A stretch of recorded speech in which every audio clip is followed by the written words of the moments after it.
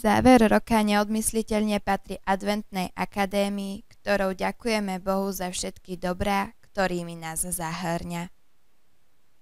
Vianoce sú časom lásky a radosti. Rozohrievajú všetky srdcia a budia nás k životu.